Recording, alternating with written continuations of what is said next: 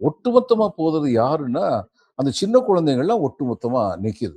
அது சினிமா பார்த்த ம். ரசிப்பு தன்மையினால வந்து, நான் 2 இன்சிடென்ட் வந்து இதுல கூட தொலைக்காட்சி நீங்களும் பங்கு பெற்ற தொலைக்காட்சி கூட நான் சொன்னேன். ம். ஒரு ம். ம். பையன் வந்து ஏடிஎம்கே கேண்டிடேட் தான் என்கிட்ட சொன்னாரு. என்னுடைய நண்பர் ஒருத்தரு. ம். ம். ஏடிஎம்கே ம். கேண்டிடேட் ம். வந்து ஓட்டு கேட்கறதுக்குன்னு போனா, வீட்டுக்குள்ள நுழைஞ்ச உடனே, ம்.